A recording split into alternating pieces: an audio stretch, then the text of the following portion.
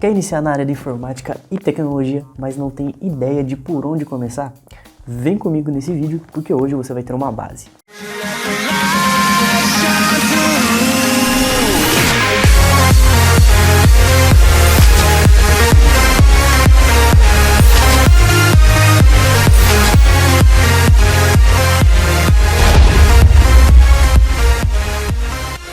Ultimamente, houve um grande aumento na quantidade de pessoas que estão investindo aí na área da informática, programação e também na área de tecnologia. Porém, é muito comum você encontrar diversas pessoas que não entendem o básico de por onde começar. Muitas vezes, você vai fazer algum tipo de programação, mas não conhece o equipamento que você está fazendo aquela programação ou para onde que ele vai rodar. E é o que você vai aprender hoje comigo, acompanhando esse vídeo até o final. Sejam bem-vindos ao canal João Black. Fui fazer uma análise aí ultimamente no nosso canal e eu percebi que muita gente gostou aí dos videoaulas técnicas que tem aí da gente ensinando como formatar e tudo mais, né? Como eu tinha um PC dando sopa por aí e já ia abrir ele para limpar, então eu decidi pegar ele e fazer esse vídeo abrindo e mostrando a estrutura física de um computador desktop. Já que vocês estão gostando bastante de assistir vídeos técnicos como esse, eu decidi colocar mais alguns aqui e ver no que vai dar, ok? Mas eu percebi que tem muita gente visualizando e não deixando o like. Então deixa o like aí para ajudar a gente. E o mais importante, se você tem aquele amigo que é de faculdade, está cursando alguma coisa sobre informática e tudo mais, e está começando aí, indica esse vídeo para ele. Compartilha aí porque é muito importante você acabar ajudando várias pessoas e ajudando o canal aqui também a crescer. Show? Então vamos lá. Talvez para as pessoas que estão começando algum tipo de curso de informática já começam a aprender esse tipo de coisa que eu vou passar aqui para vocês, né? Mas muita gente que tenta comprar algum componente à parte e não sabe muito de informática acaba cometendo grandes erros. Por exemplo, comprar uma memória RAM para colocar na placa-mãe. Compra lá 256 GB de memória RAM, mas a placa-mãe só aguenta 120, por exemplo. Tô chutando valores aleatórios aí, mas para você entender. Ou seja, ela não vai conseguir rodar os 256 e só vai rodar 100 e pouquinho. Então você jogou dinheiro fora.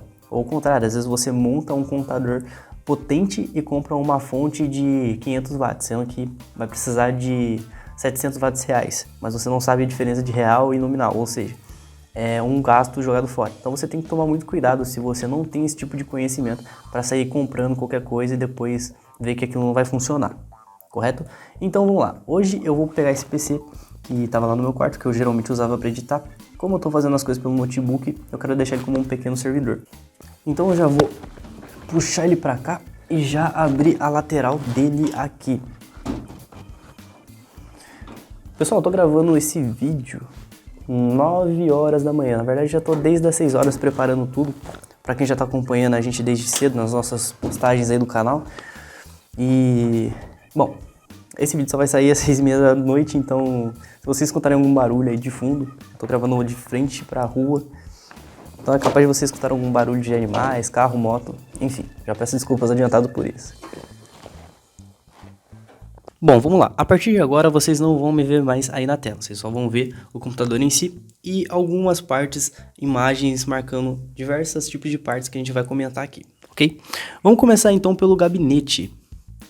O gabinete, como vocês estão vendo, ele armazena todos os componentes que fazem com que o PC funcione. Então existem alguns tipos de gabinetes. Os mais comuns geralmente são os de entrada para fontes superiores e inferiores. Bom, como vocês estão vendo, o meu PC aí ele é de entrada de fonte superior, ou seja, a fonte fica na parte de cima. O correto para quem monta um PC mais forte é que a fonte seja instalada embaixo. Você consegue organizar os cabos melhor e ele não fica pendurado ali, evitando uma má circulação do ar ali dentro, né? Uma má circulação de refrigeração. Falando em refrigeração, você pode perceber que atrás dele ali tem uma entrada para um cooler e ele também geralmente tem na chapa de aço que fica voltada de frente para a placa-mãe. Ou seja, você pode instalar 1 ou 2 coolers e dependendo do gabinete até mais. Isso daí facilita a refrigeração do gabinete em si e evita que as outras peças internas acabem sobreaquecendo, como por exemplo o processador ou também a placa de vídeo. Claro, se você pegar e montar os componentes fora de um gabinete e ligar, você vai fazer com que ele funcione, você vai conseguir utilizar ele normalmente, mas o gabinete é feito para que todas as peças sejam colocadas de forma ordenada com um padrão, para que elas não fiquem jogadas e possam pegar algum tipo de sujeira do ar aí. Então, ela serve tanto para refrigeração quanto para armazenar e organizar de forma padronizada todos os componentes, para que eles não fiquem exatamente como eu falei, largados aí numa mesa, por exemplo, né? Mesmo assim, é recomendável fazer a limpeza uma vez por ano, dependendo de onde você instala o computador. No caso de você instalar ele num lugar úmido, por exemplo, é sempre bom você abrir o seu computador aí a cada 6 meses para fazer a limpeza, tirar o pó e jogar um limpa-contato aí para evitar corrosão, etc. Né? Levando em conta que o ar que a gente respira tem bastante umidade. Seguindo uma ordem, e após a gente ver o gabinete e entender que ele serve para armazenar os componentes internos, a gente vai para a placa-mãe. A placa-mãe, ela armazena componentes menores que são de vital importância para o funcionamento do PC. Ela pode conter ou não alguns componentes integrados, geralmente placa de vídeo on ou off-board, que a gente vai ver mais para frente, e também outros componentes que são inseridos nela, como memória RAM, como processador, que a gente também vai falar ali mais para frente. Né? De forma bruta, o que a placa-mãe faz? Ela vai receber a energia da fonte e ela vai distribuir nas voltagens certas para os componentes que precisam daquela voltagem. Ou seja, vamos supor que o processador precisa de 24 volts, né, para funcionar. Ela vai pegar a energia que chega da fonte e vai distribuir os 24 volts necessários para rodar ali o processador. Né? Isso não só com energia, mas também com os dados. Ou seja, ela vai interligar tanto os dados do processador, quanto memória, quanto placa de vídeo e também entrada e saída de informações. Ou seja, teclado, mouse e também transmitir imagem para o monitor ou som também para uma caixa de som. De forma bruta, é assim que funciona uma placa-mãe. Ainda falando dos componentes da placa-mãe, a gente também tem a memória RAM, que ela é responsável por tudo que você consegue interagir e ver. Por exemplo, abas de internet, as pastas que ficam abertas no seu computador e também outros programas. A memória RAM ela é considerada uma memória volátil, ou seja, quando você desliga o PC, todos os dados que você está processando nela são perdidos. Ela não mantém aqueles dados salvos quando você liga o PC de novo. Então, quando você liga, ele aparece, por exemplo, o seu desktop vazio do jeito que você iniciou da última vez. Mas se você desligar, por exemplo, com alguma janela aberta, ele vai voltar do jeito que você pegou da primeira vez, sem que aquela janela esteja aberta. A memória RAM ela é acoplada na placa-mãe e geralmente a placa-mãe suporta o limite de memória RAM, né, como eu falei no começo do vídeo. É muito importante você considerar os dados de fábrica da sua placa-mãe para você não sair comprando componentes em que ela não vai aguentar fazer o processamento. Então você vai acabar jogando dinheiro fora ou até mesmo queimar algum componente. Eu não vou entrar em dados técnicos aqui, por exemplo, como que é armazenado uma memória na memória RAM e tudo mais, a parte de bits, etc. Né? É realmente uma aula básica para que você entenda qual que é o funcionamento e qual que é a parte técnica de cada componente inserida ali que faz o seu computador funcionar. E caso esse vídeo tenha bastante like, bastante visualização, nos próximos vídeos eu faço de componentes separados, explicando de forma técnica o que cada um faz ali no computador. Mas aí já vai ser uma aula bem mais técnica que realmente vai tomar um pouquinho mais de conhecimento, ok? Continuando ali com os componentes que vão inseridos na placa-mãe, a gente tem o processador. O processador ele é responsável por toda a parte de cálculo do PC. Por exemplo, não sei se vocês já perceberam, mas quando você abre algum aplicativo ou programa, ele geralmente leva um tempo para abrir. Esse tempo ele corre pelo simples fato de que os dados estão sendo processados ali pelo funcionamento do programa. A parte de explicação do processador, ela é realmente muito técnica e muito detalhada, né? Eu estou evitando entrar em dados tão complicados assim como a parte de memória RAM e a parte do processador, para você não se perder aí com as informações. Se você é uma pessoa que está começando na área da informática e começando a aprender sobre computador, é muito importante que você tente entender as partes básicas para depois ir aprofundando o conhecimento. Se você já começar a pegar cada componente e tentar decifrar a parte técnica deles, você acaba se perdendo e desanimando aí com a quantidade gigantesca de informação que você vai ter que pegar. Por exemplo, vamos pegar a memória RAM, né? Se você for pegar a taxa de como guardar uma memória nela, você vai acabar se aprofundando em vários assuntos e vai ver que só aquele componente tem uma aba imensa de coisas que você vai ter que aprender para conseguir programar ou calcular alguma coisa para ele. Então, vamos manter aqui só no básico por enquanto e nos próximos vídeos você vai entender a parte mais profunda ali do conhecimento. Ainda seguindo os componentes, a gente tem a placa de vídeo, que pode ser tanto on-board quanto off-board. A placa off-board é aquela que você não tem inserida no computador, ou seja, ela não vem na placa-mãe. Você tem que comprar e inserir no slot de placa de vídeo ali.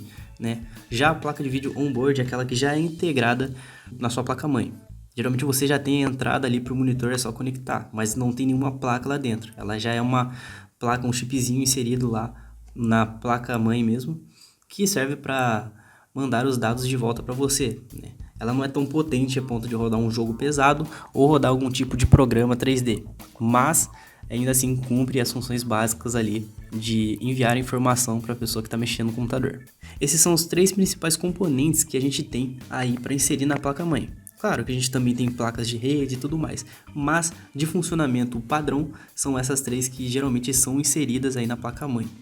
Após isso, agora a gente tem alguns componentes que eles são inseridos em outras partes do gabinete, mas são interligados por cabos em outros slots da placa-mãe, como por exemplo a memória ROM ou o HD, né? Diferente da memória RAM, que geralmente ela perde os dados quando você desliga o computador, o HD ele guarda dados de forma permanente, ou seja, ele não vai ser apagado quando você desligar o computador. Ele só pode ser apagado se o usuário deletar por vontade própria ou se ele atingir o limite da vida útil dele e parar de funcionar, né? Dar algum problema, queima o computador, etc.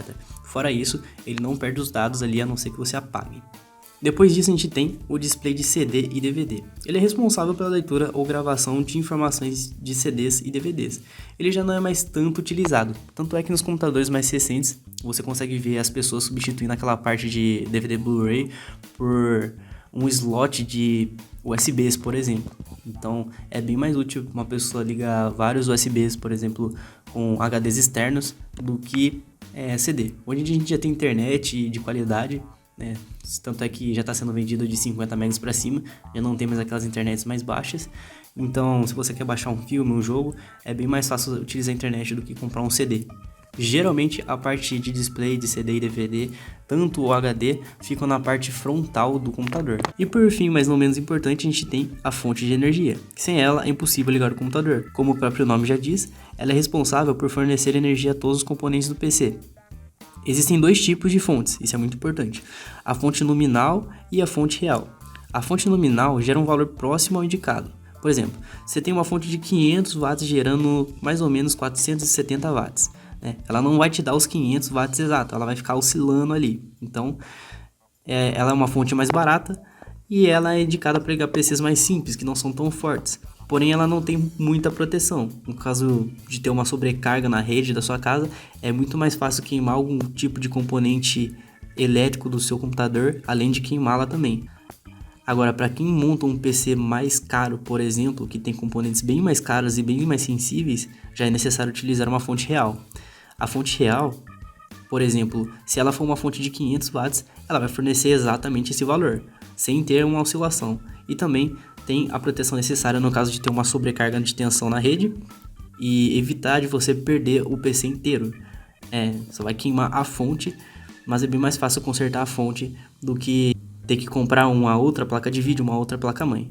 Essa fonte em comparação, geralmente, ela é bem mais cara do que a fonte nominal. Então você vai ter que desembolsar um valorzinho aí, principalmente se você montar um PC com componentes caros, como uma placa de vídeo boa, um processador i9, por exemplo.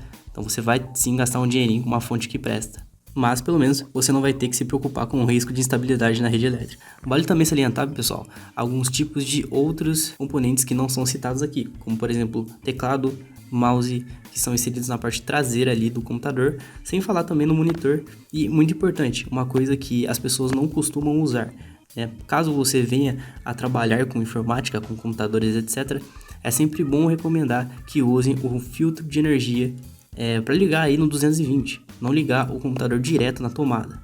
Sempre usar ali um filtro de linha para, caso tenha uma sobrecarga, você queimar o fusível do filtro de linha, mas evitar até queimar a fonte, principalmente se for uma fonte real ou outros componentes bem mais caros. Bom, galera, se vocês chegaram até aqui, vocês conseguiram identificar e saber para que serve cada peça. Mas e aí? Você sabe qual ferramenta utilizar para desmontar um computador? O que você precisa, ou até mesmo como limpar ele, como desmontar e montar de novo? Bom, esses são assuntos que nós vamos tratar nos próximos vídeos, então se você não quer perder, não se esquece, se inscreve no canal e também compartilha esse vídeo. Você vai estar ajudando outras pessoas que vão iniciar nessa área e também ajuda a gente aqui a continuar gravando para vocês. Então é isso, até o próximo vídeo e fui!